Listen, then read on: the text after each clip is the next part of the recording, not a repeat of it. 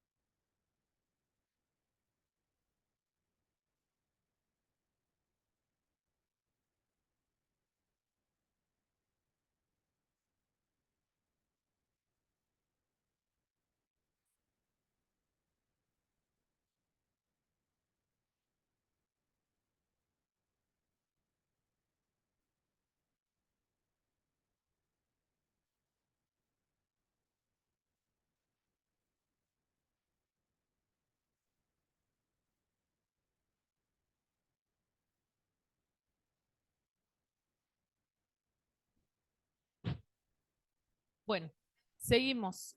Entonces, es importante que ustedes entiendan, ¿no? Y que lean y relean la ficha respecto al contexto de surgimiento. Porque es esto lo que sienta las bases para poder entender y para poder interpretar el por qué nace la sociología y de qué forma lo hace, ¿sí? Ligada a qué situaciones, en relación a qué demandas de la sociedad de la época emerge la sociología. A partir de ahí vamos a poder entender cuál es el posicionamiento que tienen los distintos autores cuando organizan esa sociología. Es decir, en un primer momento nace ligada a una promesa de poder volver a restablecer el orden, ¿no?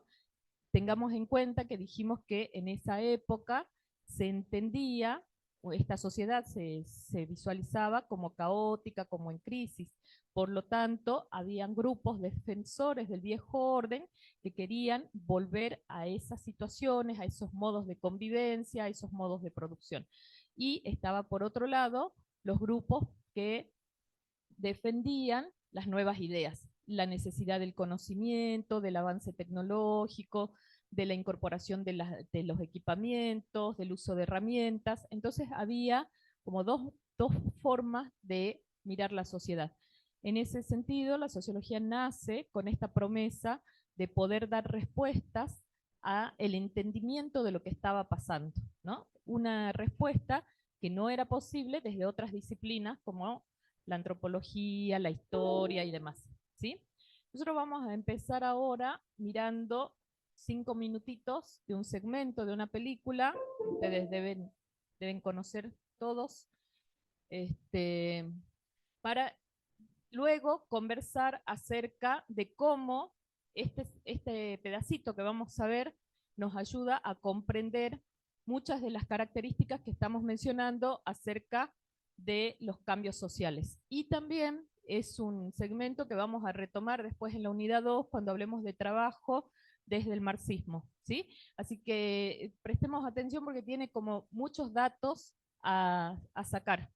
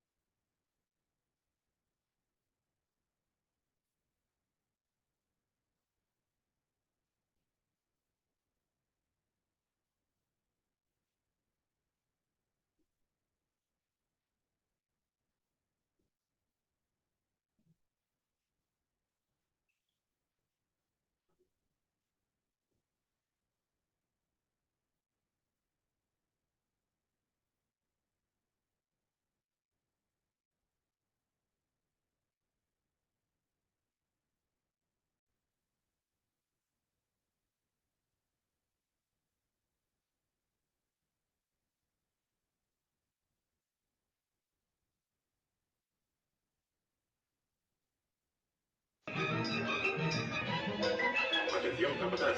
Acuda al banco 5. Compruebe el ritmo de producción. La cadena va con retraso, banco 5. Atención, capataz.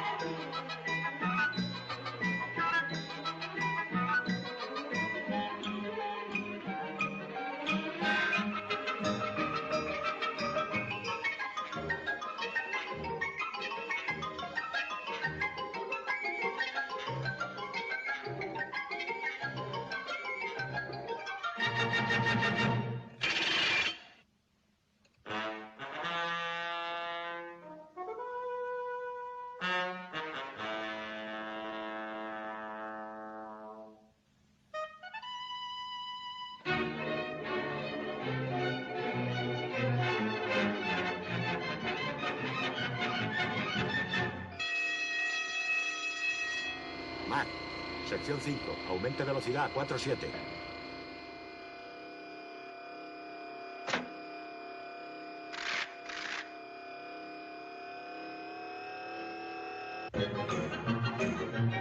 Feeling about 13. Feeling about 13.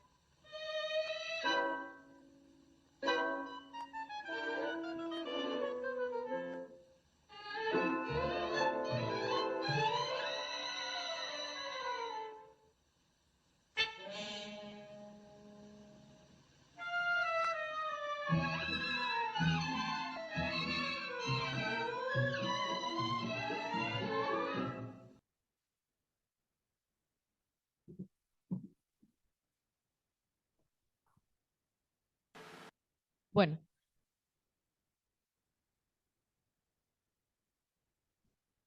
a ver, veamos, aquí vamos tomando algunos datos respecto a lo que conversábamos en la primera clase y lo que seguramente deben también haber tratado con las docentes en las comisiones de práctico. Dijimos, el modo de organización del trabajo se modifica, ¿verdad? En el pase de una sociedad a otra. El modo de producción, ¿sí? Recordemos que en la sociedad feudal, la organización respecto a la producción estaba dada en pequeños grupos, ¿no? Grupos de artesanos, la familia, lo que llamábamos las guildas, eh, los gremios, no en el sentido actual, sino en el sentido de estas agrupaciones de artesanos con aprendices. El conocimiento era valioso, la posesión del conocimiento en ese momento, en estos pequeños grupos, era valorado socialmente y relacionado a un determinado grupo, a una determinada familia. Y sobre todo, el conocimiento era entendido a nivel integral, es decir, la persona, el grupo, la familia que se ocupaba de una determinada actividad conocía de principio a fin cada una de las acciones involucradas en ese tipo de conocimiento vinculado a una producción de un recurso determinado. En esta sociedad capitalista, uno de los cambios fundamentales tiene que ver con eso, ¿no? Con el cómo se produce.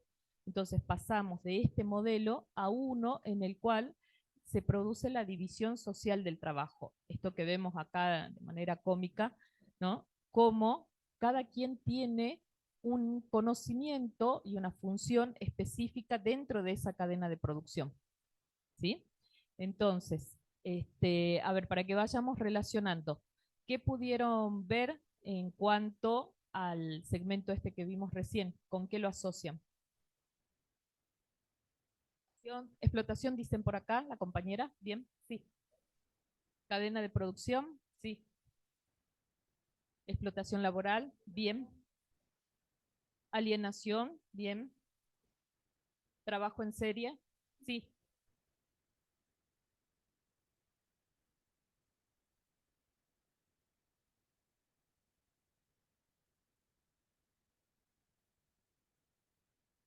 En la rueda, así es. Bien, bien, buena observación.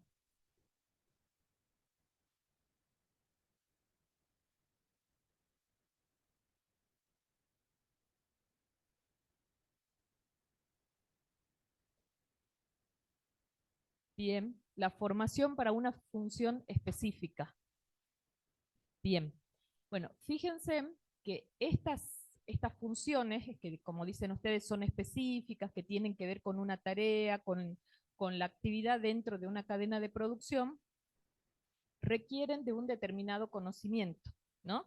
Y en el pase de una sociedad a otra, de un modelo de sociedad a otra, ese conocimiento en un principio no estaba, ¿no? Esa es una de las razones por las cuales también se percibe como caótica. Sí.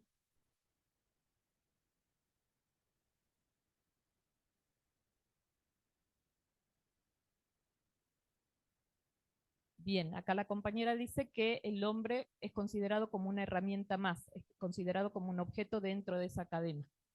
Entonces, pensemos que cuando se modifica el modo de producción, cuando las personas dejan de estar relacionadas a las formas de producción en sus lugares habituales, en sus grupos habituales, hay conocimientos que son demandados para el uso de esta nueva maquinaria, ¿no? Conocimientos que en muchos casos aún están ausentes. No hay una formación previa de mano de obra. Entonces, esto genera en muchos casos desocupación, exclusión, pobreza, genera lo que vimos respecto a las migraciones de campesinos a los centros urbanos, y al producirse estos desplazamientos, también se modifica ese funcionamiento de las sociedades, ¿no? Ese funcionamiento de las ciudades, que si bien tienen demanda de mano de obra, aún las personas que están dispuestas a hacerlo no tienen el conocimiento muchas veces para poder realizarlo. Entonces, como un círculo ahí donde no se puede resolver. A su vez, estos grupos que se trasladan a las ciudades y que no logran conseguir trabajo, empiezan a estar hacinados, empiezan problemáticas vinculadas a la exclusión, ¿sí? Problemáticas que tienen que ver también, por ejemplo, con la salud, enfermedades, epidemias y demás, ¿sí? Entonces, vemos cómo la base de esta modificación está vinculada a lo económico, ¿sí? Al modo de producción, cómo se modifica, y repercute en cada una de las aristas de la vida de las personas. Pensemos cómo quedan las familias disgregadas, ¿sí? Las familias de campesinos, al trasladarse parte de esas familias, porque no se trasladan todos, traslada por lo general el hombre. Entonces, ¿cómo se modifica? Dijimos también que hay modificaciones a nivel ideológico, ¿no? Este modelo social feudal estaba fuertemente apuntalado desde las ideas religiosas de la Iglesia Católica. Luego de la Reforma Protestante empieza a disputarse ese poder. Entonces empieza también a entrar dentro de la cabeza de las personas la posibilidad de pensar distinto, digamos, ¿no? Ya no todo se justifica a partir del derecho divino, o de que esto se hace porque se hace de esta forma y es incuestionable. Entonces empieza también esta sociedad a preguntarse sobre esto que ustedes mencionaron, ¿no? ¿Qué pasa con la explotación? ¿Qué pasa con quienes se quedan con la ganancia? ¿Qué pasa con los grandes grupos que producen y que siguen estando empobrecidos? Relacionamos también ese cambio ideológico, ¿no? Con las formas de percibir la sociedad. Estábamos en un primer modelo con una sociedad tradicional, una sociedad que no se cuestionaba y que no veía como necesaria el cambio. Esta sociedad demanda, esta nueva sociedad, esta nueva organización, demanda de nuevos conocimientos, demanda de nueva producción de conocimientos para ese funcionamiento. Por lo tanto, ahí se ve la necesidad también de esas modificaciones. Entonces, ¿qué es? Si bien la base de la modificación está en lo económico, pasa principalmente por una cuestión ideológica, ¿sí? O sea, se transmite a eso, un modo de pensar, un modo de ver diferente, el modo en que las personas perciben la sociedad cambia. Al cambiar ese modo de entender la sociedad, ¿sí? Empiezan a notar cosas que antes no eran problemas, ¿sí? No es que surgen los problemas en este momento, habían problemas, pero que estaban de algún modo normalizados, estaban naturalizados, estaban entendidos bajo un determinado paradigma. Al cambiar, al haber, por ejemplo, incremento en la población, al cambiar respecto a las ideas religiosas, al ver directamente las situaciones vinculadas a la pobreza, a la exclusión, a las enfermedades y demás, cambia también la perspectiva de las personas, ¿no? Entonces empieza a constituirse ese escenario como caótico, como en crisis. Eso es lo que genera, ¿no?, el germen para poder decir que era necesaria una disciplina que colaborara en entender lo que sucedía, ¿sí? En muchos casos, no solamente en entender, en interpretar lo que estaba pasando, sino también de dar respuestas a esto. Es decir, que era necesaria en ese momento una disciplina que pueda decirnos qué pasa y cómo se puede solucionar, cómo se puede mejorar, cómo se puede restablecer el viejo orden. O sea, esa idea, ¿no? Esa percepción de orden tradicional. Entonces la sociología nace ligada a esto.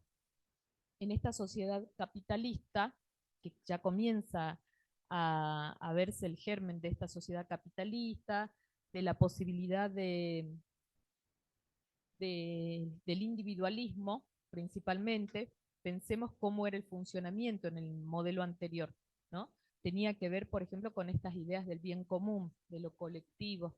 En este momento, las personas comienzan a pensar ya en la posibilidad individual, en la posibilidad de lucro, en la posibilidad de que el trabajo que realizo tiene que generarme ganancias, no solamente a un determinado sector que estaba en otro momento avalado por el poder, sino que yo también, como trabajador, necesito obtener ganancias en relación a la tarea que realizo, ¿sí?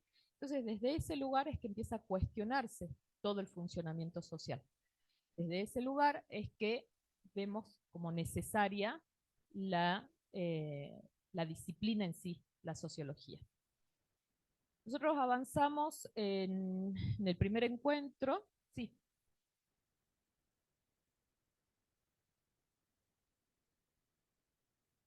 Sí, nos ubiquemos en ese momento, estamos hablando del siglo XVII, siglo XVIII, ¿sí? Mencionamos la última vez las revoluciones, ¿no? Revolución, si bien se asocia mucho a la revolución industrial, lo que vimos recién acá en el video tiene que ver, ¿no?, con esta revolución industrial. O sea, cómo el uso de la maquinaria, ¿no?, modifica e inclusive cómo la perjudica, determina la forma de vida de las personas, ¿no? Entonces, somos un eslabón en esa cadena y cada uno se ocupa específicamente de la tarea que le toca. Ahora, ¿qué pasa si esa persona que tenía el conocimiento específico de una tarea, por ejemplo, queda sin trabajo? ¿No? ¿Qué genera esto? O sea, solamente se puede desempeñar en esa cadena, en ese eslabón.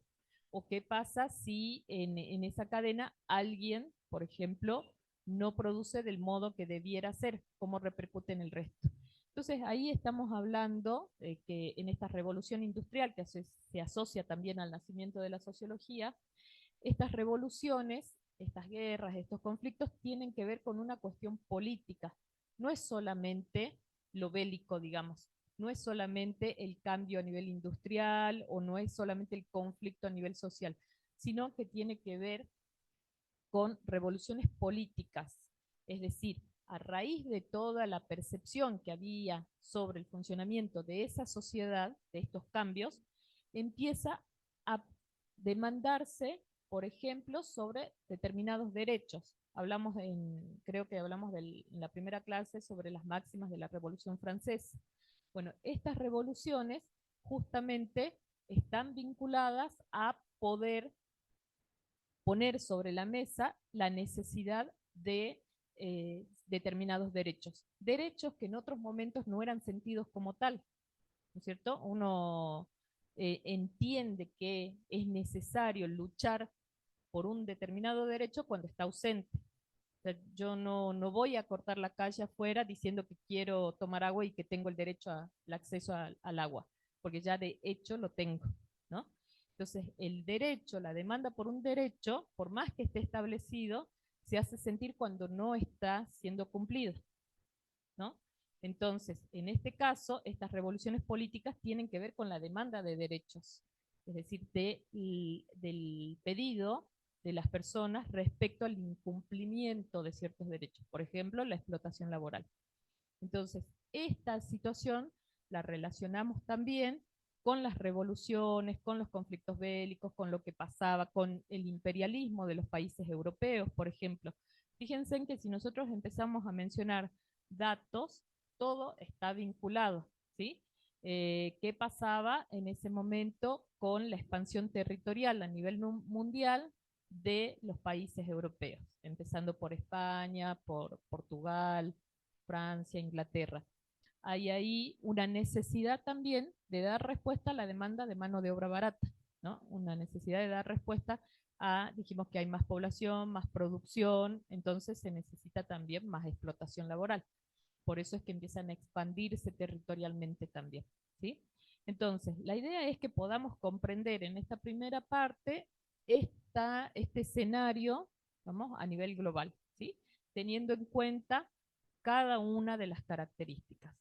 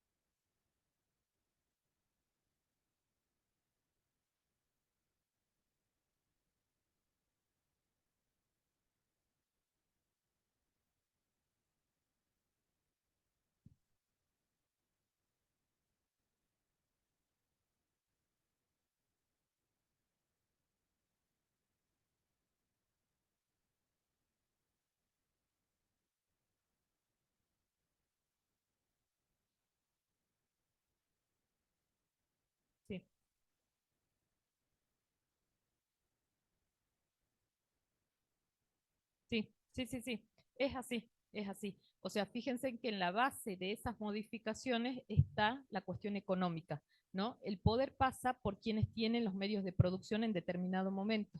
O sea, la burguesía está conformada por los ex terratenientes y los ex comerciantes. Estos que en algún momento tuvieron los medios para poder producir, empiezan a manufacturar y empiezan a tener un papel preponderante en esta sociedad industrializada que se caracteriza justamente por el intercambio de la producción. Entonces es ahí donde ellos disputan el poder. Y en el capitalismo, donde la base del funcionamiento social está vinculada a esto, a la producción y al capital, o sea que ya no se basa en una economía de intercambios, por ejemplo, sino que la base está vinculada al capital, quienes poseen ese capital es justamente la burguesía. Entonces, quienes eran dueños de la fuerza del trabajo, o sea, de los campesinos en sí, los artesanos, son quienes pasan a formar parte del proletariado. La burguesía tiene los medios para la producción y los demás la fuerza de trabajo, que no es valorada como tal en ese momento, ¿no? Entonces, quienes tienen las herramientas y la tierra y la maquinaria son los burgueses. Entonces, son quienes se posicionan en este nuevo funcionamiento como un grupo de poder, ¿no? Y que incluso disputan ese poder a quienes en algún otro momento fueron reconocidos, digamos, entre comillas, como en la monarquía, reconocidos en su posición, pero no en sí desde un lugar de poder, porque estaba disputado también por los terratenientes, por la iglesia, por otros grupos. Sí, es así. Sí.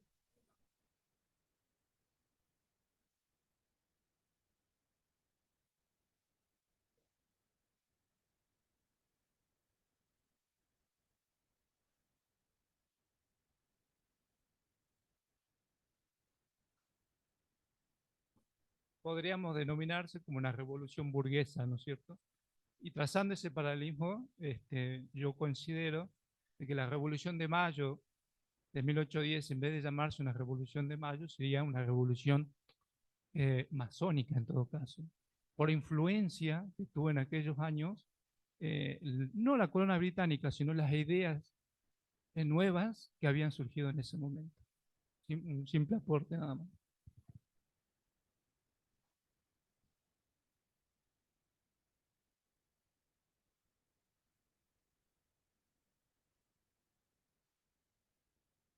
Sí.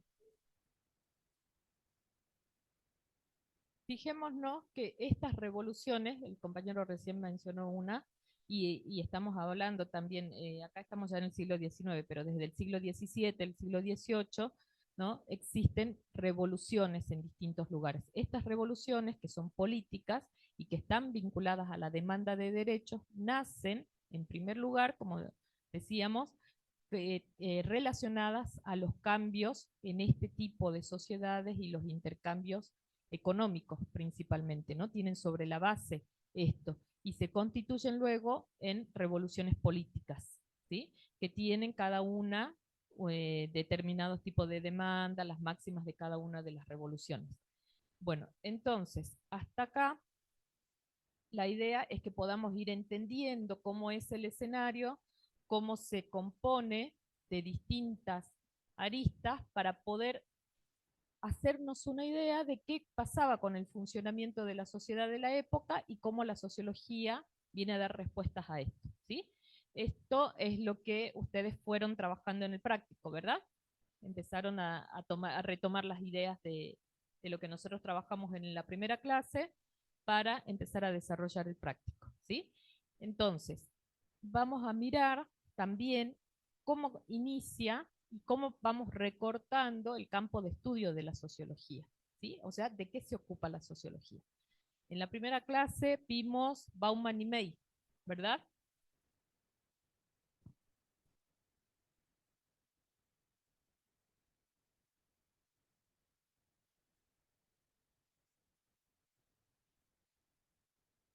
Pensando sociológicamente de Bauman y May, ¿recuerdan? Bien, sí, sí, sí. Bueno, Vamos a mirar así brevemente 2 o 3 ideas de cada uno para continuar con lo que sigue para que puedan hacer relación. En el caso de Bauman y May, fuimos desarrollando las ideas respecto a cómo caracterizan estos autores a la sociología, ¿sí? Este estudio de la sociedad que tiene que ver con las relaciones sociales. Hicimos una caracterización respecto a de qué se ocupa la sociología, cómo se compone esta característica dinámica que tiene, pero además también la agenda de temas estables. Las diferencias entre la sociología y el sentido común, ¿sí? Recuerdan que vimos con ejemplos cómo abordaríamos una problemática social desde la sociología y cómo lo haríamos desde el sentido común, ¿sí? ¿Cuáles son las diferencias en cuanto a la mirada? ¿Cómo se diferencia la sociología? Luego vimos Bourdieu, ¿sí? Una ciencia que incomoda. ¿Nos quedamos en Bourdieu, puede ser? Sí. Bourdieu y vimos Mills, La promesa. Nos quedamos en Mills, ¿verdad? Es verdad. Entonces, Mills nos ayuda a entender con el aporte que hace acerca de lo que significa la imaginación sociológica, ¿sí? Vieron que hay en el texto un concepto claro acerca de imaginación sociológica. ¿Alguien lo tiene a mano como para que lo pueda leer? ¿Solo leer? ¿Qué es la imaginación sociológica para Mills? Ese es un concepto puntual, digamos, del autor.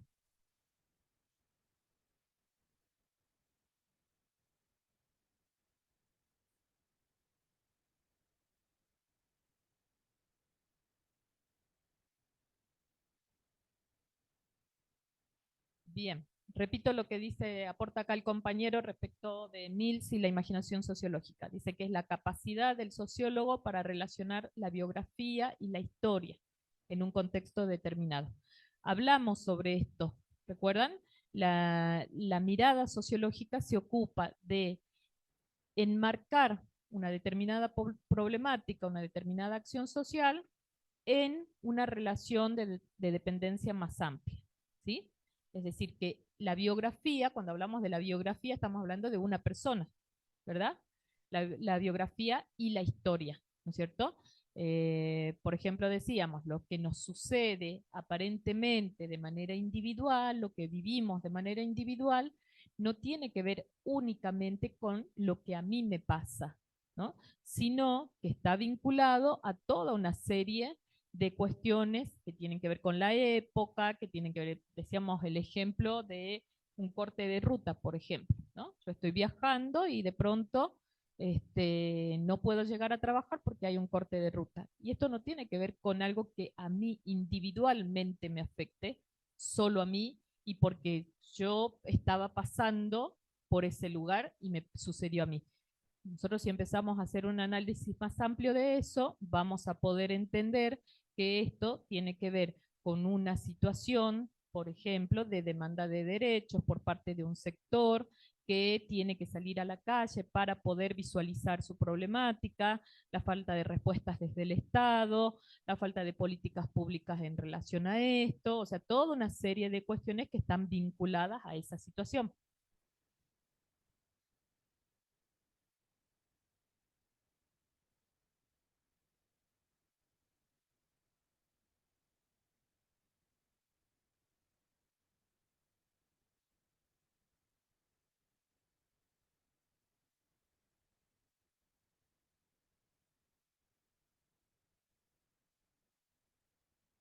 Sí, dice la compañera que la imaginación sociológica está vinculado también a la perspectiva desde quien lo mire.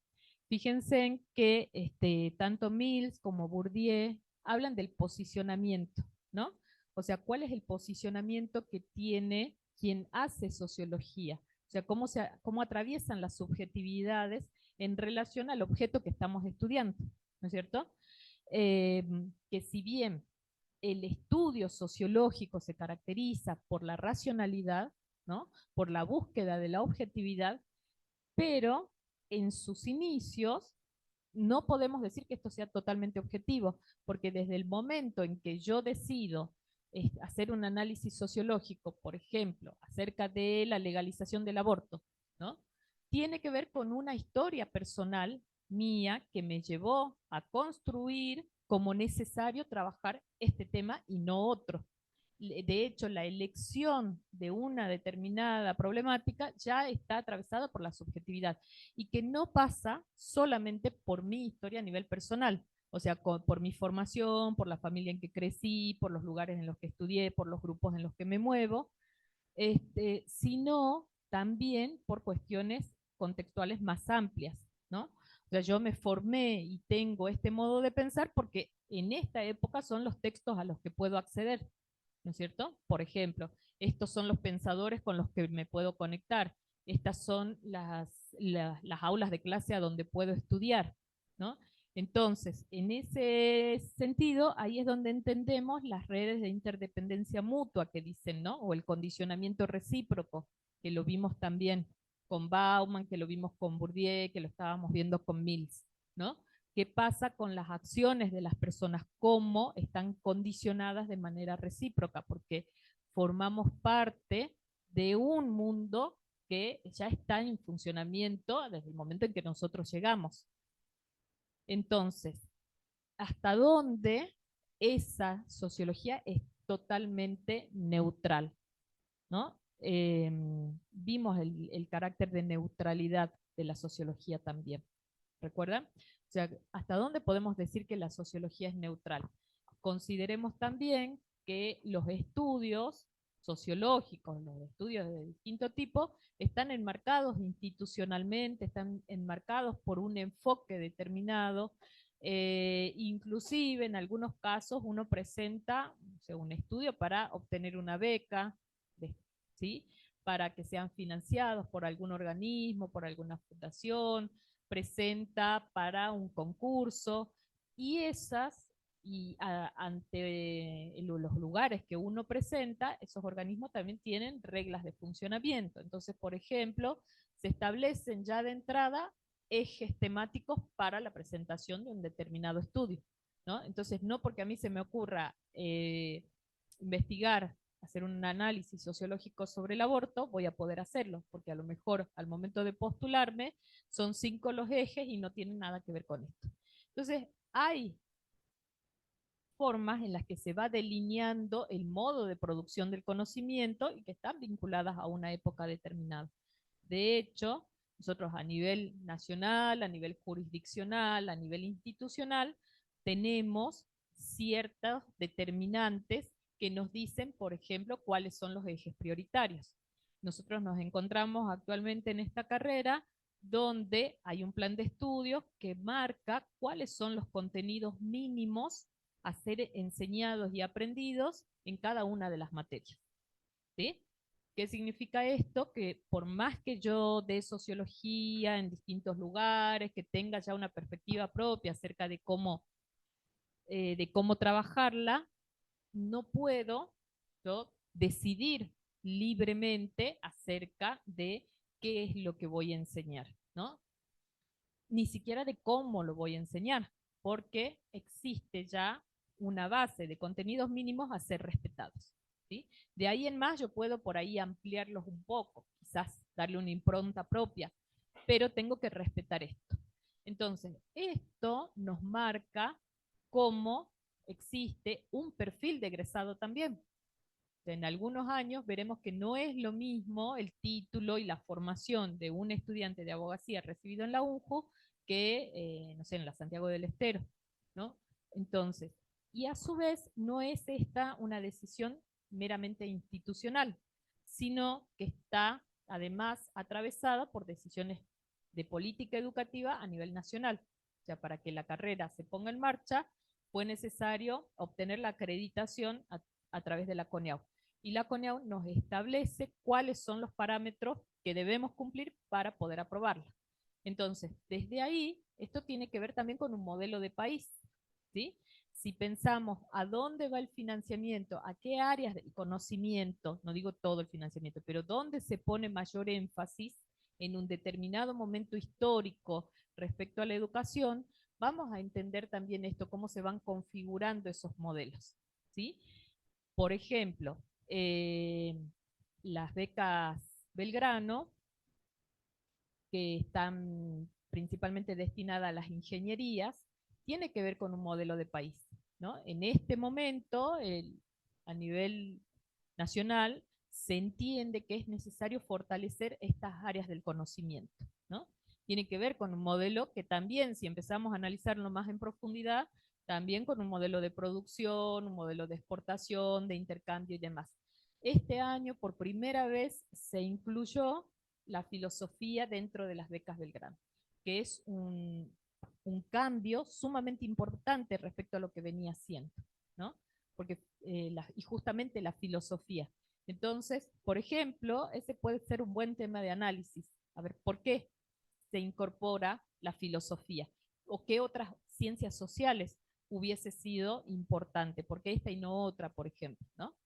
Entonces, eso, si nosotros nos ponemos a analizar del modo en que lo hacemos, digamos, desde la sociología, con esta mirada integral, nos vamos yendo hasta ahí, hasta esos niveles, ¿no? ¿Qué pasa con las formas de organización social? ¿Qué pasa con los modos de intercambio institucional? ¿Qué pasa con el enfoque que a nivel nacional, jurisdiccional, se da a determinadas formas de hacer, a determinadas formas de aprender, a determinadas formas de enseñar, ¿sí?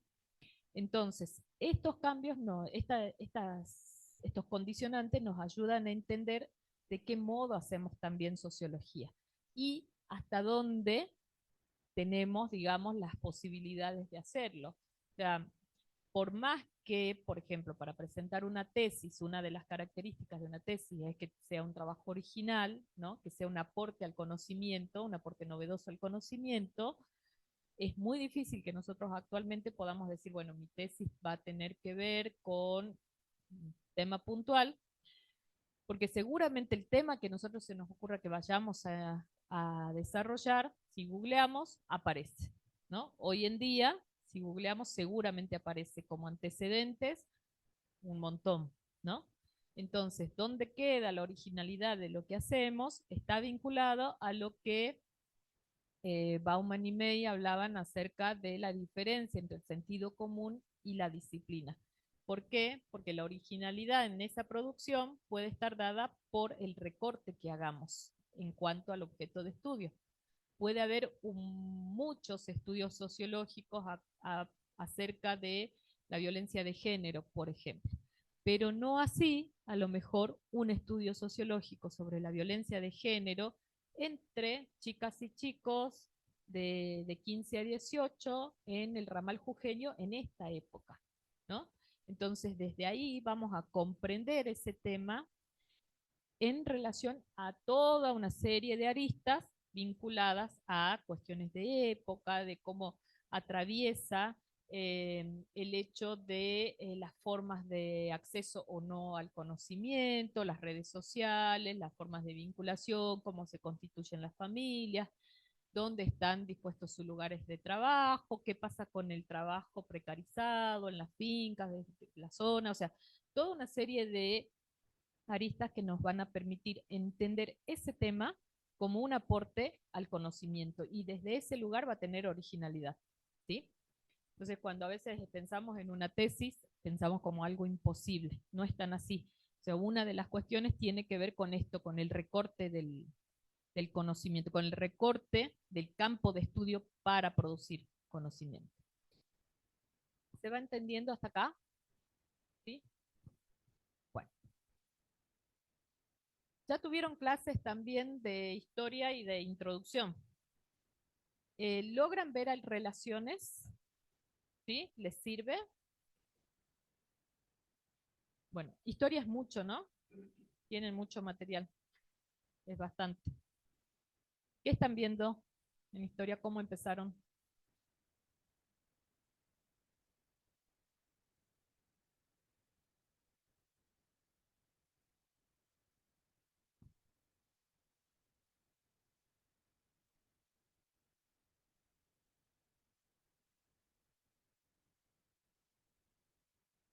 Bien, bien. Entonces empezaron delimitando cuál va a ser el momento histórico. Bien. Bueno, y con Guillermo, en introducción.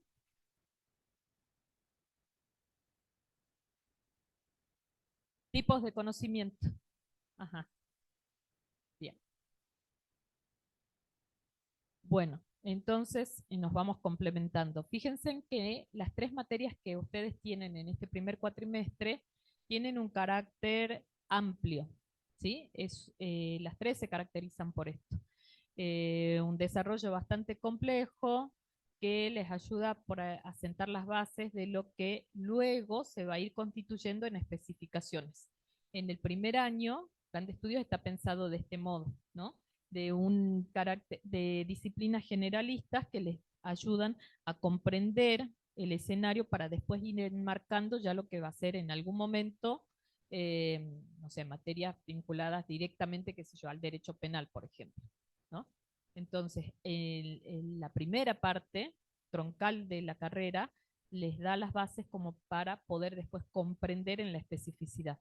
Por eso es que es importante que vayan registrando cuáles son, por ejemplo, los enfoques teóricos, cuáles son los principales autores, cuáles son las miradas que tienen. En algún momento seguramente van a trabajar también desde el positivismo, la interpretación, ¿sí?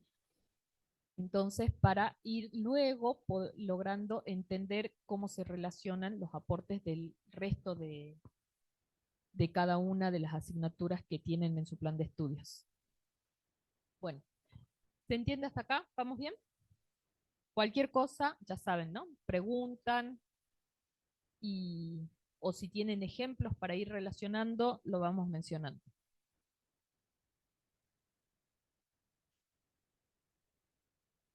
Bueno, entonces nosotros empezamos a ver Mills, ¿sí?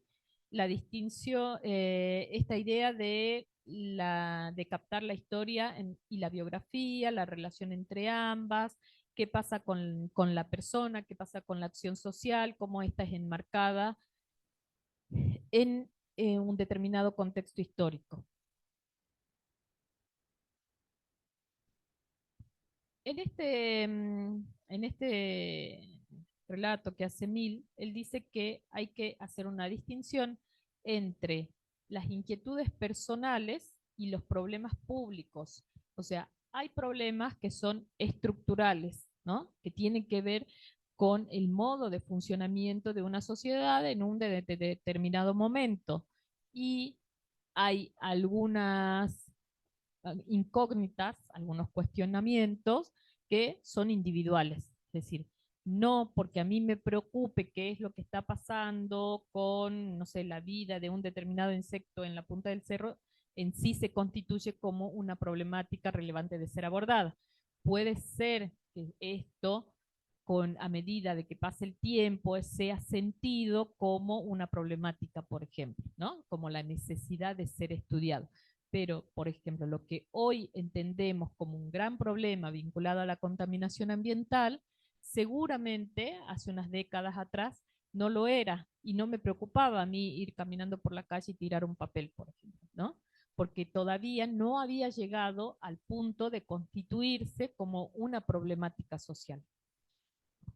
Entonces, en esto, Mills lo que nos dice es que cuando en una sociedad percibimos que no existen amenazas, o sea, percibimos que esta sociedad se organiza, está funcionando dentro de un determinado paradigma, que nos da las respuestas ante los problemas que tenemos, que los valores que se manejan nos sirven, ¿no? Nos sirven para dar respuestas a las problemáticas que se desarrollan, ¿no? Estos valores que se transmiten de forma oral, que nos sirven para el funcionamiento de esa sociedad. Esa sociedad es caracterizada como una sociedad de bienestar en este sentido, ¿no? En este sentido de organización.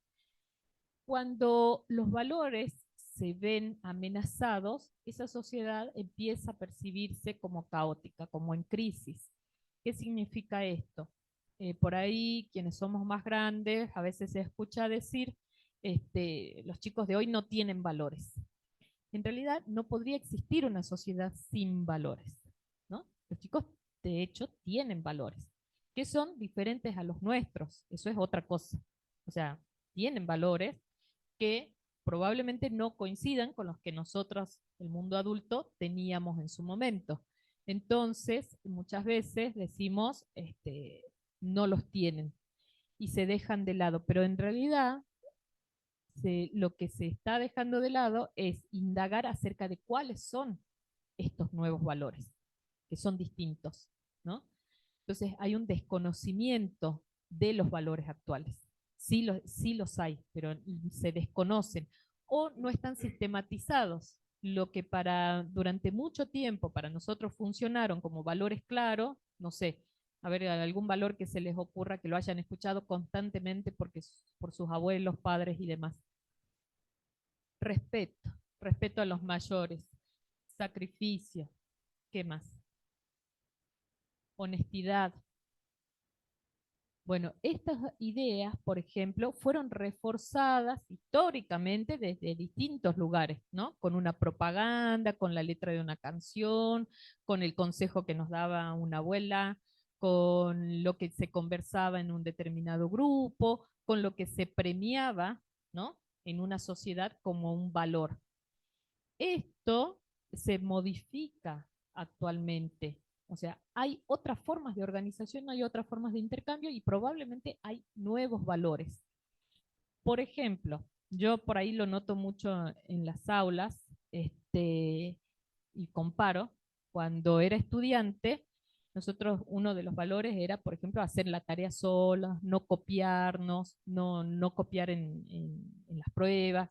Mientras escribíamos poníamos el brazo por ahí para que el compañero no vea, que en realidad no era un valor, ¿no? Era como una cuestión así egoísta de competencia individual de cada uno, ¿no? Pero que estaba reforzado, muy bien reforzado por el sistema educativo, ¿no? Porque los docentes había algo que lo generaba, nos separaban bien, nos hacían tomar distancia, bueno, por ahí los más grandes recordarán algunas cuestiones vinculadas a esto, ¿no? Entonces, sí.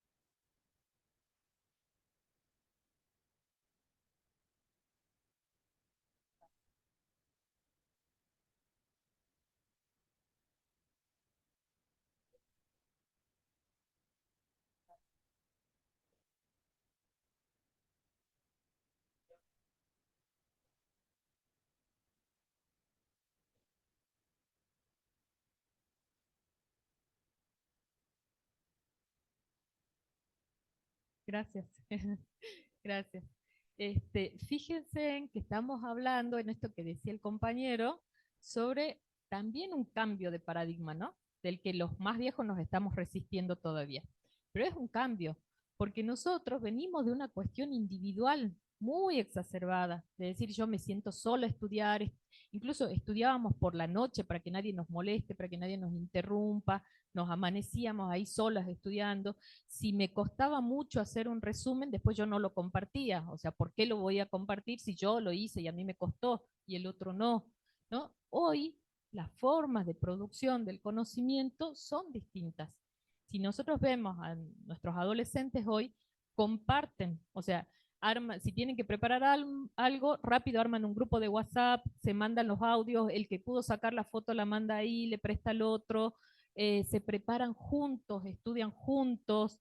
El trabajo a nivel grupal está avanzando, por suerte, está avanzando.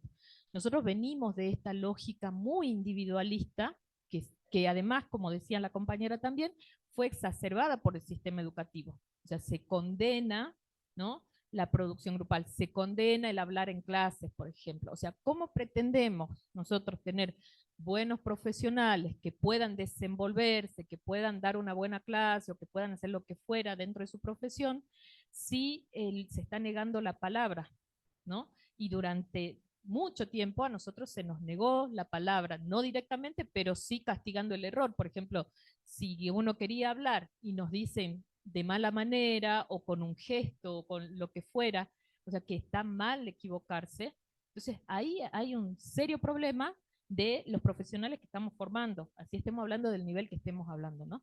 Sí, perdón.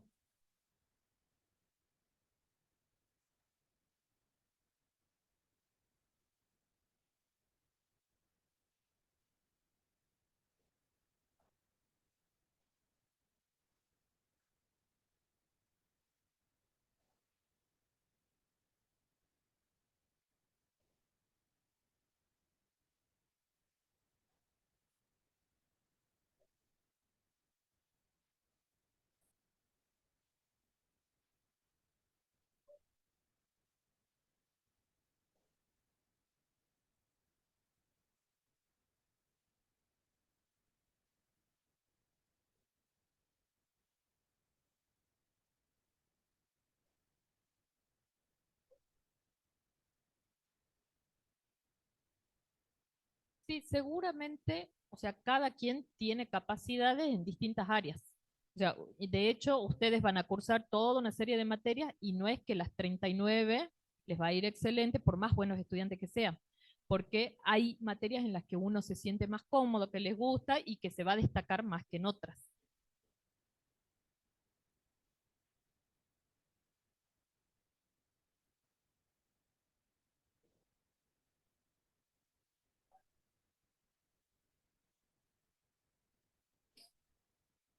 Sí.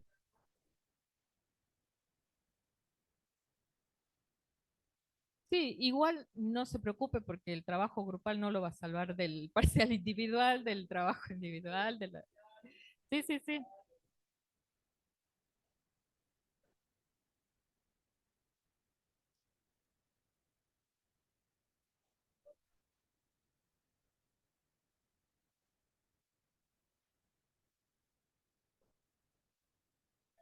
A ver, usemos el micrófono porque si no, no nos escucha.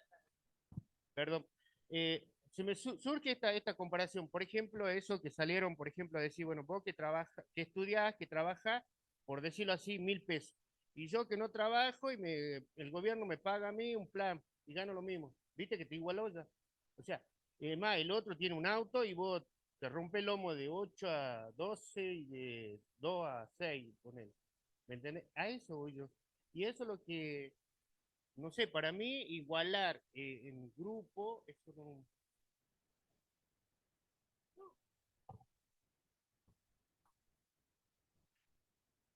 Toda mi vida educativa, ¿no? O sea, pero te ayuda bastante lo grupal porque adquirí conocimiento y pensamiento de lo demás y también como que te enriquece un poco más. Lo que vos sabes te suma un poco más. Pero son, es que es por el tema.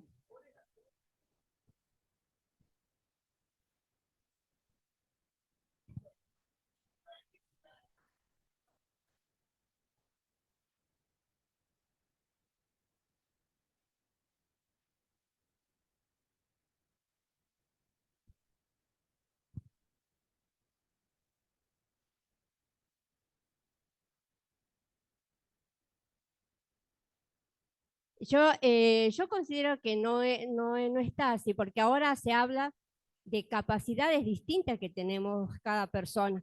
Entonces, en un grupo, uno tendrá la capacidad, o como habilidad, si le quieren decir, por ejemplo, de hacer un buen resumen.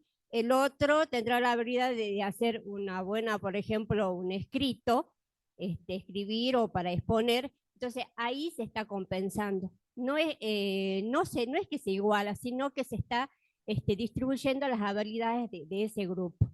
O sea, en la educación yo por lo menos lo veo así. Y no es lo mismo disculpe, no es lo mismo decir, usted habla de la igualdad, una cosa es de la educación y otra cosa es de la parte política del gobierno, que es otra cosa. Y no se está igualando, señor. Sí, yo creo que el compañero se refiere a eso, ¿no? A otras formas, no a nivel educativo. O sea, yo estaba haciendo el ejemplo a nivel educativo, y él se refiere a otras condiciones que tienen que ver ya con formas de gobierno. Estamos hablando de otro tema, y que estaría interesante también hacer un análisis sociológico sobre eso, ¿no? Sobre los puntos de partida, sobre las condiciones, sobre grupos segregados, sobre qué pasa con esta idea de igualdad o no, ¿no? Entonces,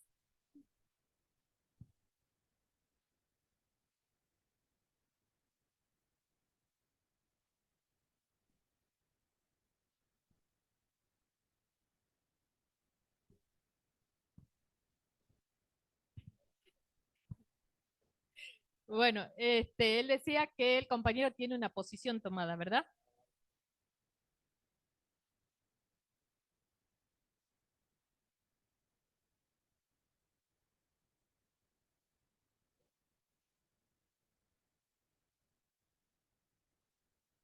Ujú. Claro, ¿cómo hacemos para poner objetividad en el estudio que hacemos, ¿no? Entonces, seguramente cada quien por dentro ahora está pensando qué posición está tomando respecto a lo que el compañero dijo, ¿no? Cada uno tiene sus fundamentos claros respecto al compañero. Sí. Bueno, esta incomodidad justamente es de la que habla Bourdieu, ¿no? Él dice, la sociología es una ciencia que molesta. ¿Por qué? Porque saca a la luz temas que a veces están ocultos. O sea, mientras que nosotros acá estemos tranquilos y no toquemos determinados temas, no va a haber problema, ¿no? Pero cuando decimos, bueno, vamos a hablar, a ver, ¿están de acuerdo o no con mi ley? Entonces, ahí, ¿qué pasaría? ¿No? Entonces, claro, o partidos, o religiones, todo aquello que implique tomar posicionamiento es un tema para la sociología, y que Bourdieu dice que la sociología desde esa perspectiva es una ciencia que incomoda. Porque además no solamente nos interpela respecto al posicionamiento que tenemos, sino que muchas veces saca a la luz cuestiones que no teníamos en clara. Saca a la luz por ahí, no sé, un enano facho que teníamos guardado y que no me había dado cuenta, y que cuando lo charlo con otros empieza a salir y me empiezo a dar cuenta que lo que estoy haciendo no estaba tan bien. O por ahí yo puedo creer que mi clase está buena y de pronto cuando empezamos a hacer un análisis, no sé, leyendo los prácticos, leyendo las producciones, escuchando las clases, viendo los intercambios, me doy cuenta que no, que estaba muy equivocada y que no era así. Entonces, desde ese lugar es que Bourdieu dice que la sociología es una ciencia que incomoda, porque ayuda a desnaturalizar aquello que parece normalizado, aquello que por el solo hecho de la cotidianeidad nos lleva a sentarlo como una práctica dada, ¿sí? Estas cosas que las vamos haciendo automáticamente casi, y que justamente tienen que ver con el modo de organización social. O sea, estamos dentro de una sociedad capitalista, una sociedad de consumo, un mundo globalizado que nos lleva a competir, que nos lleva a producir, que nos lleva a que el modo de subsistencia esté además atravesado, por ejemplo, por los medios de comunicación. Entonces nos lleva a que sobre todo grupos de más jóvenes por ahí, sean atravesados por esta idea de formación de opinión, de formación de demanda, ¿no? De que uno tiene que cambiar el celular porque sí, ¿no? Que tenga que usar determinado color de ropa según la época, que tenga que vestirse con determinada marca. Entonces, esto son formas de configuración del pensamiento que se van asentando cotidianamente, ¿no? Y que esos modos, ese uso de los tiempos inclusive, hacen que esas prácticas que son cotidianas empiecen a formar parte de un enfoque de vida, de una postura que en muchos casos no es cuestionada.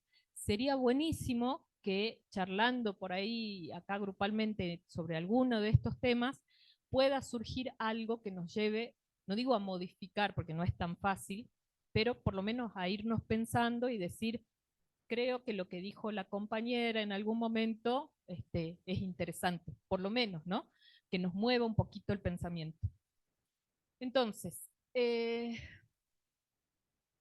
pasa con las crisis de las que habla Mills respecto a la amenaza a los valores? No, pasa esto, o sea, cuando tocamos algún punto sensible vinculado a ideas que ya están asentadas, ¿no? Relacionadas, por ejemplo, a algún tipo de valor, es cuando se percibe como una amenaza a nivel social, ¿sí?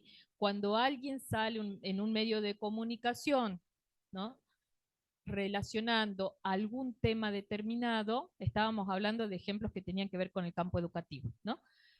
Nuestras formas de estudio, nuestras formas de intercambio y demás eran individuales y estaban exacerbadas por el sistema para que sean de ese modo, ¿no? De este modo competitivo y demás. Hoy los chicos, no es que el sistema los esté llevando a otra forma de organización. Ellos están de algún modo forzando hasta que el sistema se tenga que dar cuenta y tenga que cambiar. Porque hasta el momento no sigue estando del mismo modo, o sea, se siguen exigiendo las mismas formas de organización. Sin embargo, las chicas y los chicos están mostrando que aprenden de forma distinta. Por ejemplo, esto de poder armar documentos colaborativos en línea, de poder descargar, de poder producir, de poder... Que no me interesa a mí que aparezca mi nombre sola en un artículo, sino que yo colaboro en la producción de un determinado artículo, por ejemplo, y está buenísimo que eso pase, ¿no? O sea, corrernos de este lugar de estrellato individual está haciendo que las chicas y que los chicos hoy puedan darse por ahí la licencia de aprender de otra forma, ¿no? De conversarlo, de sentarse a charlar sobre otros temas, por ejemplo, el modo en que se estudia es diferente. Hoy la simultaneidad hace que se aprenda de otra forma, ¿no? Esto de que pueden estar con la carpeta ahí, pero a la vez pueden estar mirando el Facebook, pueden estar contestando un mensaje, pueden estar escuchando música por los auriculares, bueno, toda una serie de cuestiones que hace que el modo en sí de aprendizaje sea diferente al nuestro.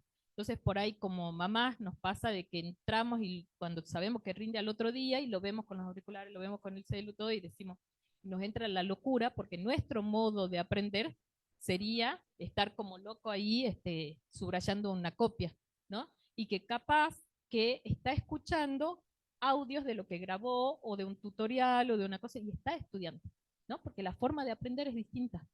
Entonces, corrernos de ese modo de ver, por ejemplo, el aprendizaje, tiene que ver con esto, ¿no? La amenaza a los valores. Entonces, cuando hay amenaza a los valores es cuando entra en crisis.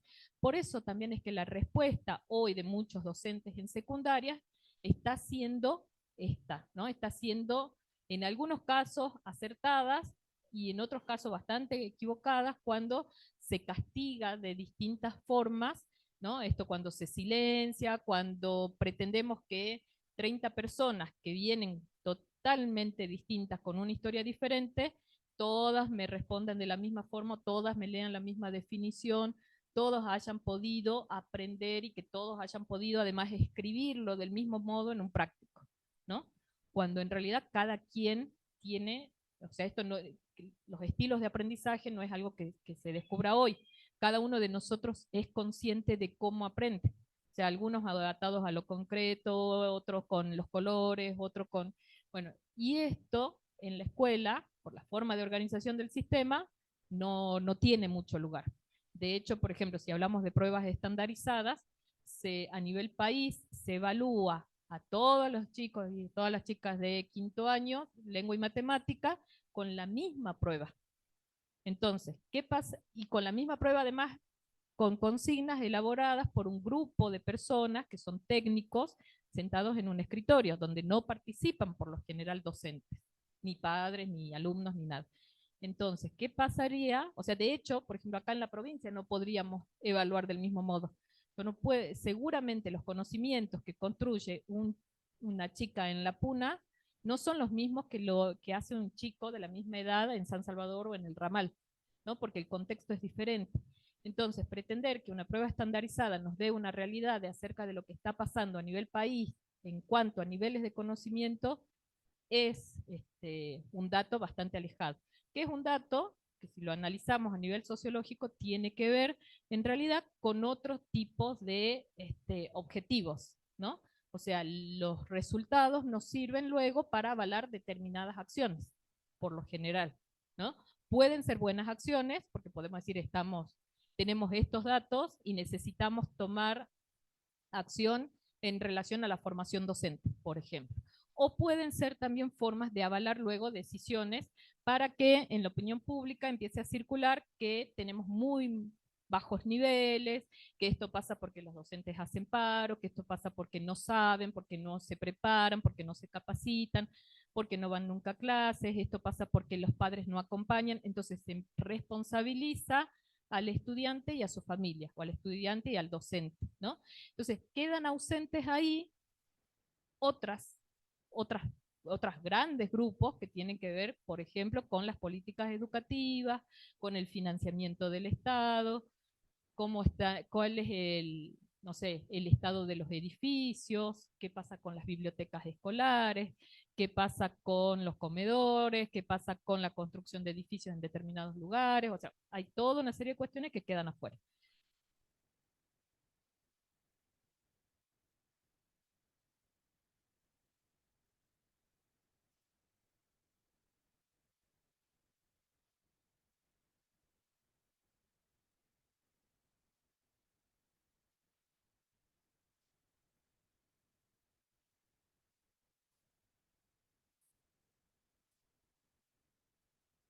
Claro, ¿qué pasó, por ejemplo, con Conectar Igualdad? Con la discontinuidad de ese programa. O sea, ¿qué hubiese pasado si la pandemia hubiésemos enfrentado con equipamiento, ¿no? Y no solamente con equipamiento, porque se entregaron las computadoras a los docentes, pero ¿qué pasó con la formación para el uso de ese equipamiento? Entonces, pasamos una pandemia con armar grupos de WhatsApp y repartirles PDF, ¿no? Y hasta ahí fue.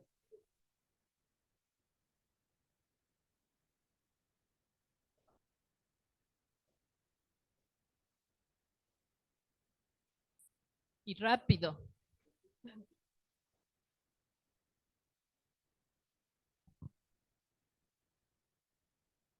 Eh,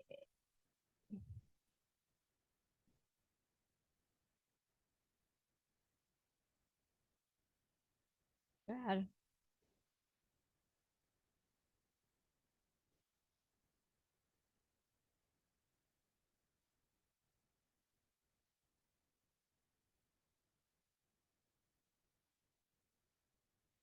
Pero para los lugares donde tenían la tecnología, hay lugares donde la familia no tenía acceso a internet que para poder comunicarse con los maestros no se podía. En algunos lugares, las mismas escuelas, las mismas, digamos, la capacidad que tenía el directivo para poder resolver ciertas situaciones. Y ahí, y también ya no se habla de individualismo, se habla de evaluación de proyectos, se trabajó mucho con proyectos, o sea, por ejemplo, que me tocó, toda la mitad de un curso hacía un proyecto y toda la mitad del otro curso hacía otro proyecto, de las ciencias naturales y otro hacía de las ciencias sociales. O sea, se imaginan trabajar la mitad de 20 alumnos con un proyecto, o sea, ahí se ven las capacidades de las distintas personas para hacer eso. Pero todo se basa en, digamos, el directivo o los docentes que quieran trabajar de esa forma. Lo mismo pasó cuando comenzó a Conectar Igualdad. Ahí, hasta algunas veces ahora, hay profesores o hay personas que no, por la edad, le cuesta mucho en la parte de la tecnología y no han querido capacitarse, o sea, se resistieron a eso y cuando llegó a las computadoras, no han podido darle, digamos, a los alumnos, digamos, trabajar con los alumnos al mismo nivel. Eso es, por ejemplo. Bien.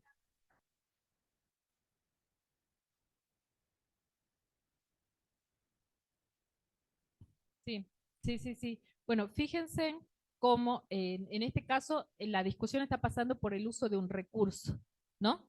Estamos hablando del uso de un recurso en sí, pero tendríamos que hablar bien también pensando en cuál es el enfoque que como país tenemos en cuanto a políticas educativas. O sea, porque no es la entrega solamente de la netbook, ¿no? O la no entrega, o el uso o no uso que se haga, o se cuestionó mucho, por ejemplo, sus inicios, en cuanto al conectar, que los chicos usaban las netbooks para los juegos, ¿no?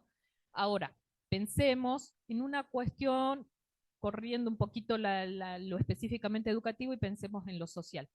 Si un chico o una chica a la misma edad de que este chico que está recibiendo la netbook de conectar tiene en su casa, porque tiene otras posibilidades, tiene una computadora con internet y todo lo necesario, y seguramente tiene juegos. O sea, ¿por qué uno sí puede y por qué el otro no? ¿Por qué el que recibe la netbook del Estado no podría utilizarla para juegos? Estamos hablando de un chico de la misma edad, por ejemplo. Sí, con los mismos intereses, que vive en el mismo mundo donde constantemente se habla de esos juegos, donde sus charlas cotidianas tienen que ver con esos juegos. Entonces, cuando hablamos, por ejemplo, en este caso de un recurso, es necesario también enmarcarlo en cuestiones más amplias, ¿no? ¿Qué trae más allá de ese recurso? ¿Hacia dónde estaban vinculados los objetivos de política educativa respecto a ese recurso? ¿Y qué pasa con la decisión de recortar en determinadas áreas, ¿no? Que también pasa por un modelo de país, ¿no? ¿Cómo afrontaron los distintos países la pandemia en relación con los avances o no que tenían en cuanto al recurso, pero también en cuanto a políticas de formación? ¿Qué pasó antes de Conectar Igualdad y respecto a programas, por ejemplo, de formación docente? Hubo programas del 2014-2015 en adelante que tuvieron un impacto importante respecto a la formación de los docentes y que luego después se discontinuó como algunos otros programas. Entonces también eso se evidencia, quizás no lo podemos ver diariamente, pero se evidencia en cuestiones como esta. Viene una pandemia, trastoca todo, entonces ahí nos lleva a preguntarnos por determinados puntos, pero de otra forma hubiese quedado desapercibido. Salieron a la luz.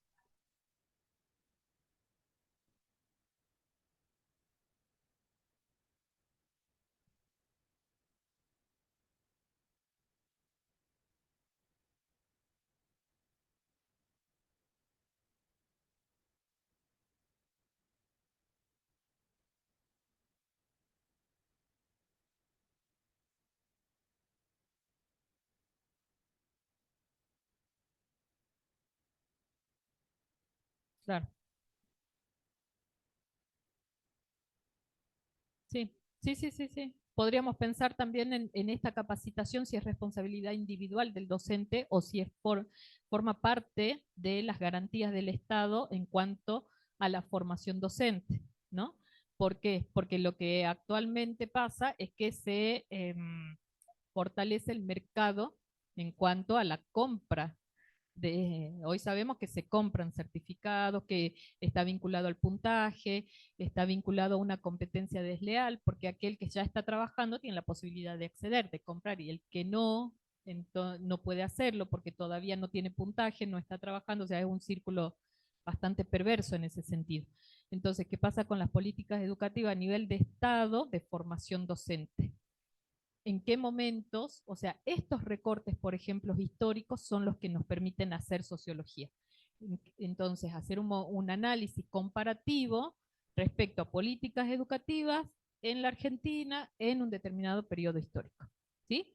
Hay un artículo también, por ejemplo, que es interesante sobre los libros de textos, los libros con los que se aprenden las primeras letras en el primer grado, que si nosotros los analizamos, ya voy a ver si lo puedo digitalizar, se los traigo para que vean imágenes, aunque sea. Si digitalizamos, vemos eso, por ejemplo, cómo se enseñaba, qué tipo de lecturas, aunque parezca algo inocente que uno lee en primer grado, Mi mamá me ama, qué tipo de lecturas, qué tipo de gráficos se leían en determinados momentos históricos. Por ejemplo, el nene, de época peronista, los gráficos eran de una familia en la playa, ¿no? Entonces, una familia que está ahí y si bien la lectura está dirigida a niños y tiene ese espíritu, dice, bueno, estamos contentos, fuimos con mi hermanito tal y mi mamá y mi papá, por primera vez conocí el mar porque mi papá ahora pudo, o sea, digamos que deja deslizar que por primera vez tienen vacaciones, o sea que el trabajador tiene vacaciones pagas, que puede trasladarse a determinado lugar, que goza de ese tiempo, que tiene determinados derechos, por ejemplo. ¿Sí? Si bien no lo dice abiertamente, pero está. ¿Sí? Está. Y en cada momento histórico está, o sea, qué lugar mi mamá cose tal cosa, o mi mamá cocina, mi papá llega del trabajo, o sea, cuál es el lugar de la mujer, cuál es el lugar del hombre, cuál es el lugar en la niñez. Entonces, en cada momento histórico podemos percibir cuál es el modelo de país y cómo se refuerza principalmente a través de la educación, por ejemplo. Esto que decíamos, incluso, no es que pase en el primer grado, no es que solamente. Nosotros hoy estamos formándonos en una carrera que tiene delineado contenidos mínimos. Entonces, si hacemos una evaluación de ese plan de estudio, ese plan de estudio tiene que ver que no es una decisión a un nivel provincial, sino que tiene que ver con un modelo de país, porque es un plan de estudio muy similar al de Córdoba, por ejemplo. Entonces, ¿qué es lo que se está, hacia dónde se está apuntando con la formación de futuros abogados? ¿Sí? Bueno, entonces, este trabajo sociológico tiene distintas características desde el momento que inicia. ¿Sí? Cuando empieza a constituirse la sociología como disciplina, como tal, tiene características, en primer lugar, la característica con la que nace es más bien una empresa enciclopédica, ¿sí? Esto de obtener datos, de hablar de todo un poco, de abarcar la totalidad de la vida de las personas. Es decir, como que tengamos en cuenta que la sociología nace vinculada a esta demanda, ¿no? Recuerden la sociedad caótica, en crisis y demás. Entonces es como que entra con la promesa de dar respuesta a todo, de resolver todo. Vamos a hablar de suicidio, vamos a hablar de pobreza, vamos a hablar de violencia, vamos a hablar de exclusión, vamos a hablar de todo, ¿sí? Entonces, tiene un nacimiento vinculado a esta empresa enciclopédica. ¿Bien? Otra de las características es ponerle nombre a las cosas, ponerle nombre a lo que pasaba. Entonces, ahí es cuando la segunda tendencia está vinculada a los conceptos para clasificar las relaciones sociales, para mencionar, para definir qué es lo que nos pasa, ¿no?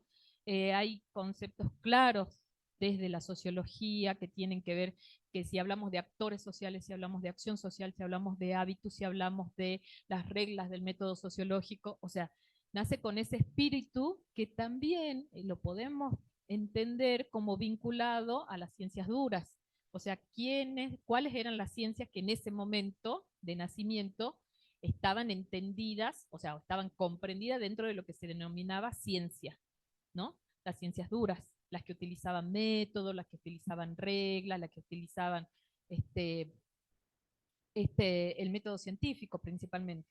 Entonces, si las ciencias duras eran las que obtenían ese carácter de ciencia, la sociología también nace vinculada a este objetivo de poder clasificar, aclarar, definir, ¿sí?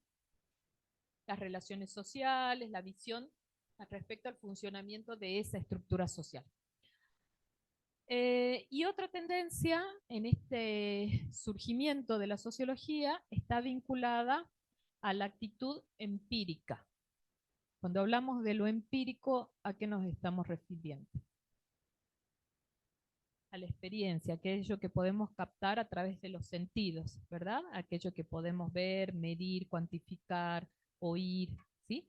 Entonces, nace vinculada a esta actitud empírica, es decir, vamos a mencionar cada uno de los hechos con datos, qué es lo que está pasando, por qué, en qué momento histórico, con qué se relaciona, a qué grupo social pertenece, cómo se denominan estos grupos, ¿sí? Este es el espíritu de organización en este nacimiento de la sociología. Fíjense en que hay una diferencia con lo que yo les decía al principio en cuanto a el enfoque, por ejemplo, que en esta cátedra vamos a tomar, que es interpretativo, ¿sí? No nos interesa tanto que quede todo clasificado, que quede todo estructurado en cuadros comparativos y demás, sino que más bien el enfoque de la cátedra tiene que ver con la posibilidad de comprender cuáles son los aportes de la disciplina para el entendimiento de problemáticas sociales y cómo eso se relaciona con la formación que ustedes están teniendo en esta carrera, ¿no? Porque no estamos hablando de sociología aislada, digamos, de cualquier, sino que estamos hablando de sociología dentro del derecho, ¿sí?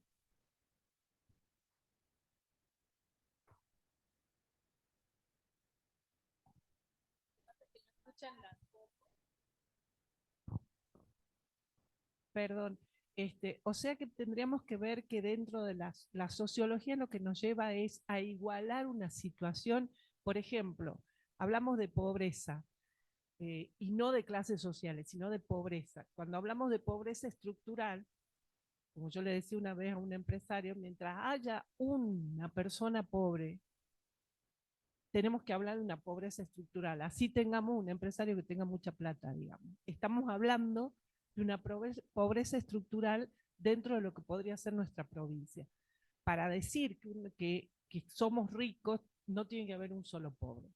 Tenemos que hablar de lo que es la pobreza estructural. Eso sería que la sociología nos lleva a generalizar o a dar una visión más amplia y no individualista, ¿puede ser? Hay dos cuestiones para aclarar en eso. Por un lado, no una visión generalizada, sino más bien una visión de poder enmarcar el dato o la situación o la problemática en un contexto histórico, político, económico y demás. O sea, desde ahí caracterizarlo como estructural, como decía. Eso sí, ahí coincidimos. Ahora, la cuestión de generalizada, justamente, actualmente la sociología está avanzando hacia el otro lado, digamos. Nace con esta visión de lo general, de lo amplio. Incluso se habla de la sociología, por ejemplo, o se habla de la pobreza, o se habla de la clase social. Y hoy los estudios nos están mostrando que en vez, cuando yo digo clase social, ¿no? Clase social trabajadora, y para describir esa clase social trabajadora, seguramente con todo lo que yo pueda decir, van a haber personas y grupos que quedan afuera de esa clase social. Cuando yo digo la sociología, por más descriptiva que sea toda mi definición, seguramente van a haber cuestiones que quedan afuera. Entonces, hablamos más de sociedad, por ejemplo. Si yo digo la sociedad jujeña, podría ser todo un listado de características y aún así no voy a describir enteramente a la sociedad jujeña, porque seguramente van a haber datos que me van a estar faltando. Entonces, en vez de hablar de la sociedad, hablamos de grupos sociales, ¿sí? En vez de hablar de la sociología, hablamos de una perspectiva sociológica en relación a un determinado tema. En vez de hablar de la pobreza o de una clase social, hablamos del grupo, hablamos de una dificultad vinculada a una problemática, ¿sí? Y a eso sí lo enmarcamos, o sea, eso sí lo relacionamos con distintas perspectivas. Pero empezamos a darnos cuenta que es necesario también hacer algunos estudios no tan pretenciosos, digamos, ¿no? Sí, al principio nace como esta idea de dar respuesta a todo, de que yo puedo escribir un artículo sobre la pobreza y con eso todo el mundo se va a sentir comprendido dentro de esa problemática, cuando en realidad la pobreza va a tener distintos tintes según si es vivida por mujeres, según si es vivida por hombres, según si es vivida en una sociedad rural, en distintos lugares, ¿no es cierto? Entonces, ahí es cuando se empieza a avanzar en esta necesidad de ir enfocando un poquito el estudio de la sociología.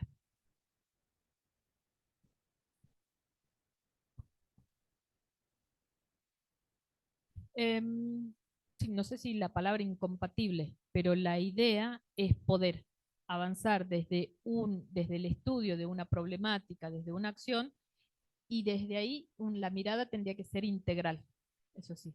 Recordemos que toma aportes de distintas disciplinas, ¿no? Entonces, de ahí eso permite una mirada integral. En relación... ¿Cómo? Sí, sí, sí. En relación a lo que venimos diciendo, justamente podemos hablar ahora de Dubet, que él menciona la utilidad de la sociología. Porque la pregunta que se hace es ¿para qué sirve la sociología?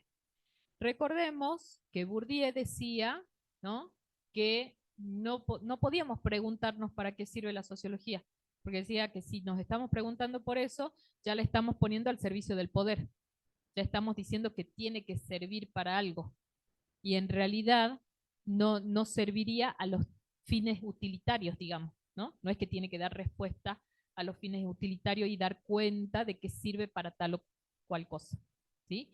Bourdieu se oponía a esta idea de la utilidad de la sociología.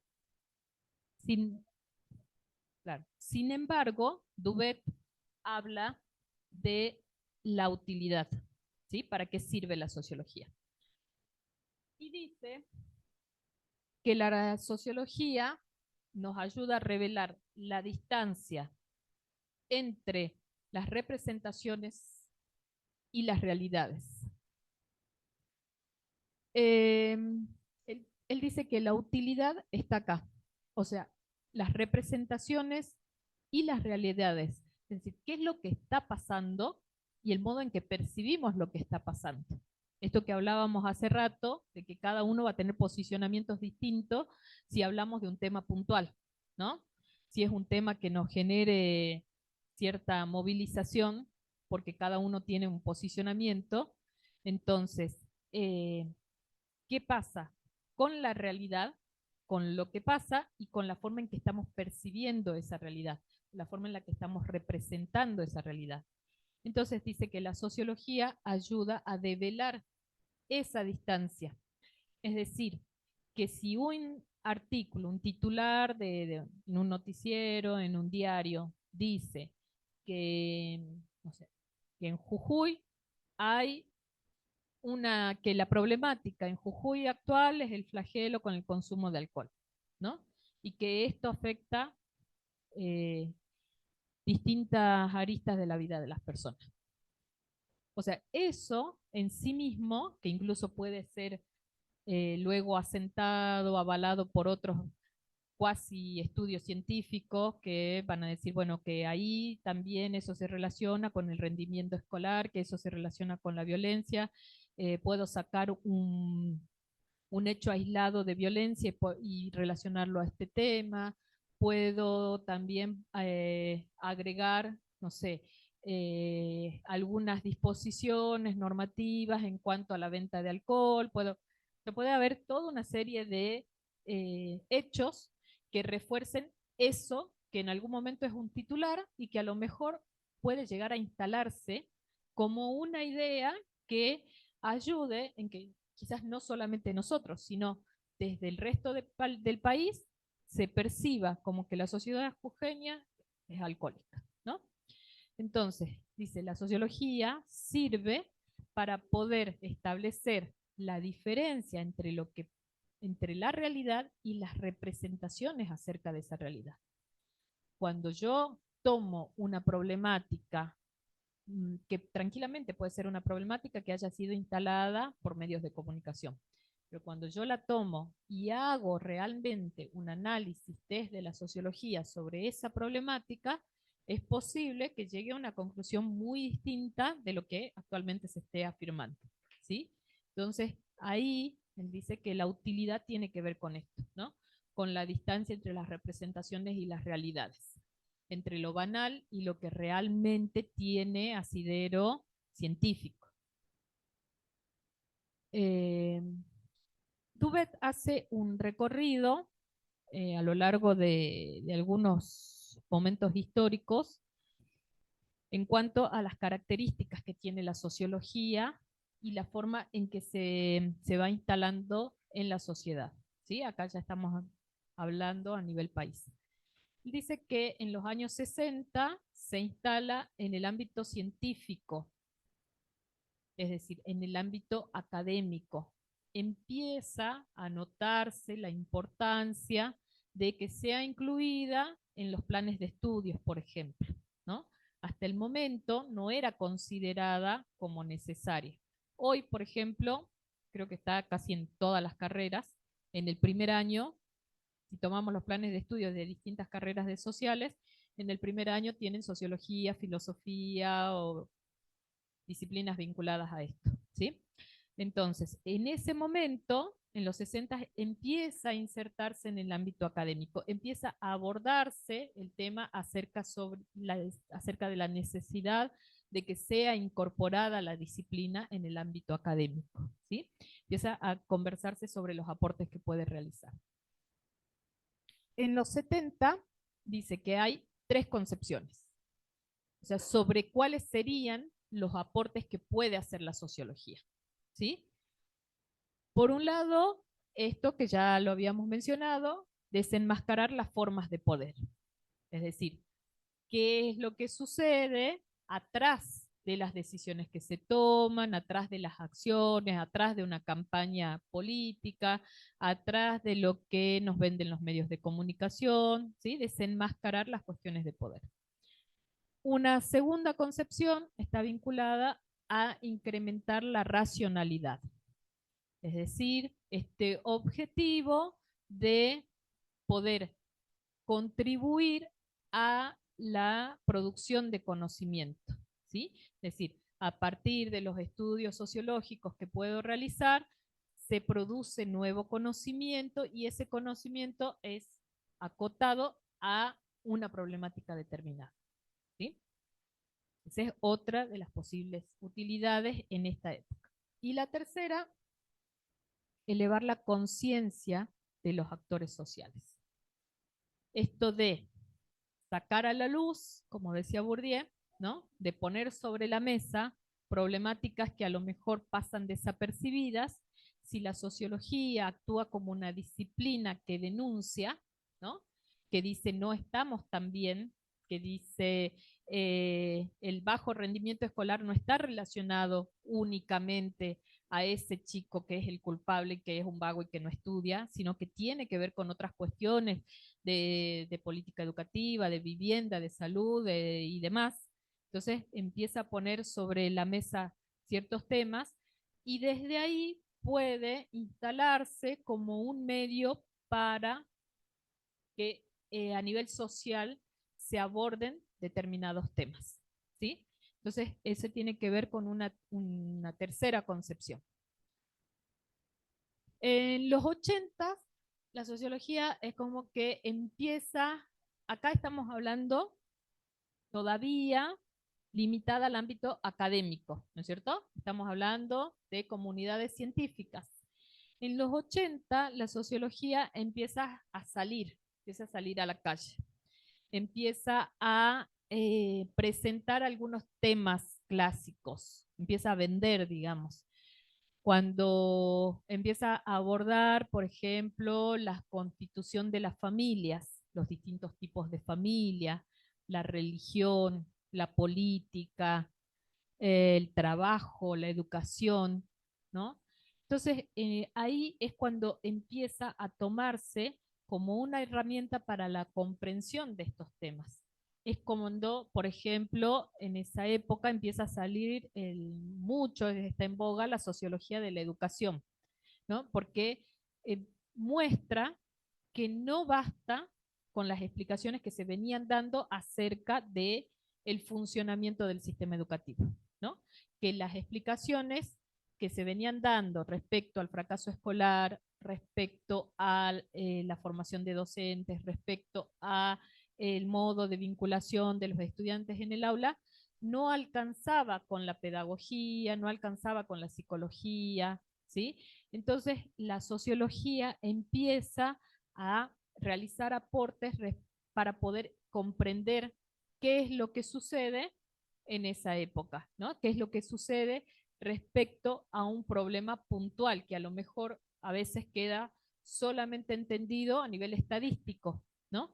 Por ejemplo, cuando decimos en Jujuy hay una tasa de abandono de un 20%, ¿no? Y que esto a nivel de ministerios educativos se llenan planillas, se completan informes y demás con ese dato. Y termina siendo solamente un dato, solamente un número, un porcentaje.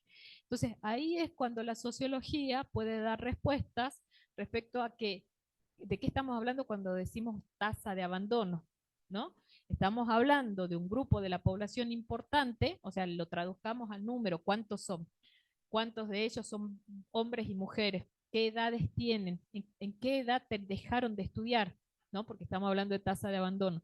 Entonces, ¿y qué hicieron de sus vidas este grupo? O sea, que tuvo que dejar de estudiar. ¿Por qué razones? Algunos por embarazo, algunos por insertarse en el mundo del trabajo antes, algunos por situaciones familiares, algunos porque no tenían una escuela cerca. O sea, ¿cuáles fueron las razones por las que deja de estudiar y cómo repercute eso luego en la vida de las personas? ¿Qué pasa con aquella persona que no tiene los medios para continuar estudiando?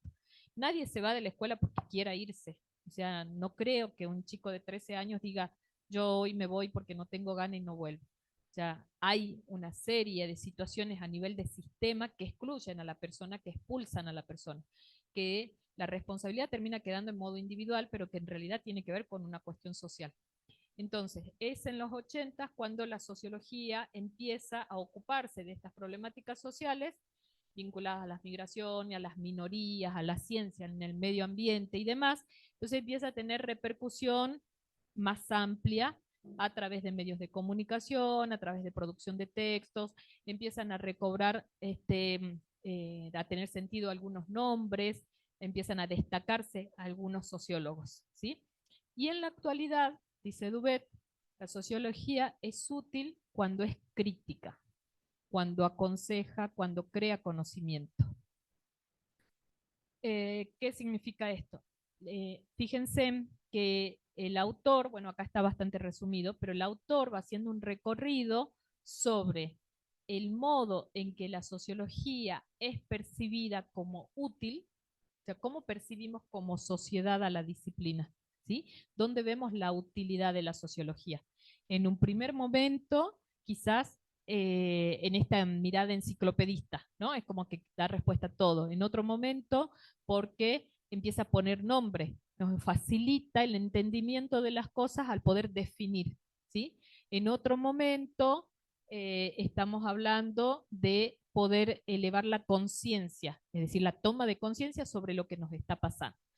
Y él dice, en la actualidad la sociología es útil cuando aconseja, cuando critica, cuando reflexiona, cuando nos lleva a la reflexión, cuando esto que muchas veces pasa desapercibido es abordado desde la sociología para la toma de conciencia y la toma de posición respecto a una situación determinada, ¿sí?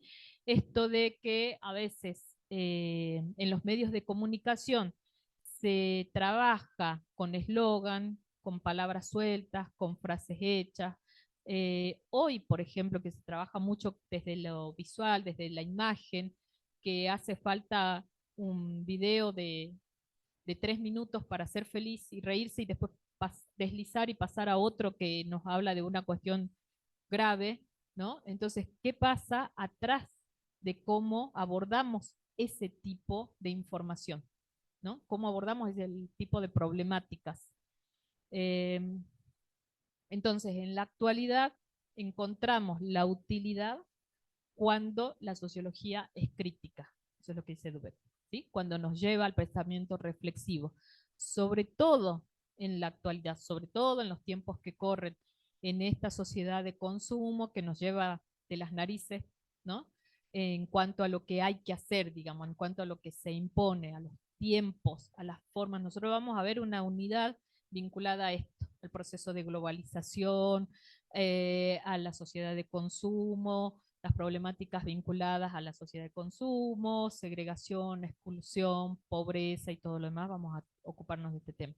Pero por eso les decía que es importante que la unidad 1 vayan registrando, que tengan las fichas, porque es lo que les va a servir luego para seguir analizando los textos de las unidades que vienen. Veo que se preparan, ¿ya es hora? Ah, bueno, perdón, yo a veces me olvido. Bueno, gracias entonces, llegamos hasta acá y nos vemos el jueves. Hasta luego.